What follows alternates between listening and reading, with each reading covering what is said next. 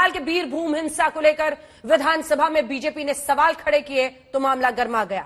नौबत टीएमसी और बीजेपी विधायकों के बीच हाथापाई तक पहुंची, फिर मारपीट की शक्ल में तब्दील हो गई।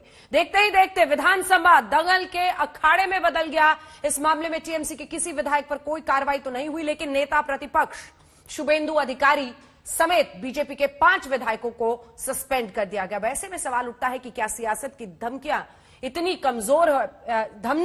कमजोर हो गई हैं कि उसमें बहस का खून नहीं दौड़ सकता है? क्या जब भी किसी ज्वलंत मुद्दे पर जनता के सरोकार पर बात होगी तो क्या विधानसभा में मामला हाथापाई और मारपीट तक पहुंच जाएगा? बंगाल की इसी सियासत पर होगी बड़ी बहस, लेकिन उससे पहले ये रिपोर्ट।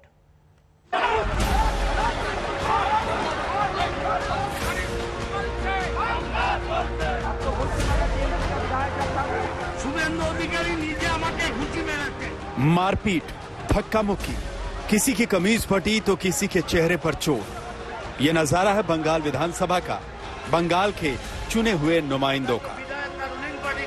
वो लोग हम विरोधी लोग को गांव का हाथ चलाए।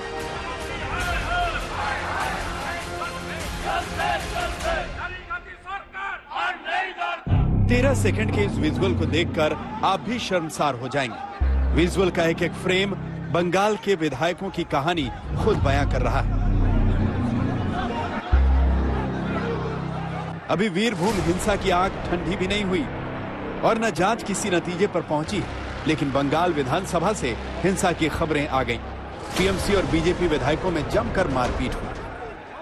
हाउस में पीस रखते हुए हमारी आधा घंटा का कर्मसूची था, कार्यक्रम था, वो खत्म करके हम लोग बाहर आया।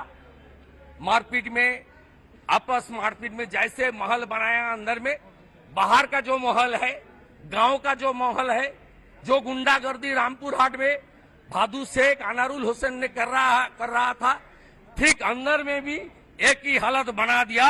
तृणमूल पार्टी, पुलिस और आपने गुंडा एमएलए लेकर। बंगाल विधानसभा के अंदर मारपीट का वीडियो जारी होते ही बीजेपी आईटी सेल के प्रमुख अमित मालवीय ने ममता बनर्जी पर निशाना साधा।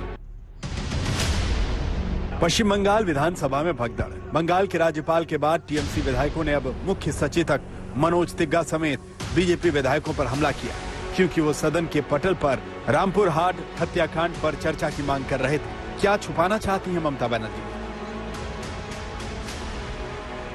हुआ ये कि बंगाल विधानसभा में विपक्ष के नेता के बोलने के दौरान टीएमसी विधायकों ने हंगामा शुरू कर दिया, जिसके बाद बीजेपी विधायक भी नारेबाजी करने लगे। इस दौरान मामला इतना बिगड़ गया कि धक्का मुक्की होते हुए मारपीट तक पहुंच गया। बीजेपी विधायक मनोज तिग्गा और टीएमसी विधायक असित मजूमदार के बीच मारपीट झगड़े में तब्दील हो गई, जिसमें असित मजूमदार घायल हो गए। बंगाल विधानसभा में मारपीट के इस एपिसोड के बाद पश्चिम बंगाल में नेता प्रतिपक्ष शुभेंदु अधिकारी समेत 5 बीजेपी विधायकों को सस्पेंड कर दिया गया। मारपीट की ये गूंज जब ध्वनि की रफ्तार से दिल्ली पहुंची तो बीजेपी आग बबूला हो गई। बीजेपी के पश्चिम बंगाल के सांसदों ने गांधी प्रतिमा के सामने विरोध जताया और ममता सरकार को जमकर कोसा। ऐसा पश्चिम बंगाल के इतिहास में ममता बनर्जी किया था, विधानसभा में खुद किया था, भांगचूर किया था। अभी वो हमारे बीजेपी विधायक को अपोजिशन वाले के ऊपर हाथ उठा रहे हैं। खुद स्पीकर भी बोल रहे हैं कि बीजेपी विधायक को मारो पीटो। देखिए, वहाँ बीरभूम की समस्या उठाने की कोशिश की गई थी और इसको लेकर लोकसभा विधानसभा के अंदर जिस तरह से स्पीकर का भूमिका होना चाहिए वो न होते हुए उन्होंने सीधे तृणमूल के विधायकों को ललकारा और बीजेपी के विधायकों पर हमला करवाया। मार्शल के नाम पर पुलिस को लाया गया है। हालांकि इस पूरे वाकये के लिए टीएमसी ने बीजेपी को ही जिम्मेदार ठहराया।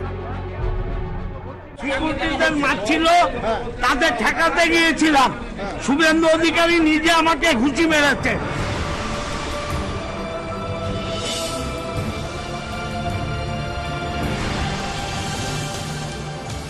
पश्चिम बंगाल के वीरभूम के रामपुर हाट में 22 मार्च को 8 लोगों को जला दिया गया था। इसके बाद कोलकाता से लेकर दिल्ली तक सियासत सुलग गई। कोलकाता से महज 185 किलोमीटर दूर वीरभूम के रामपुर हाट में बीजेपी से लेकर टीएमसी का जमावड़ा लगने लगा।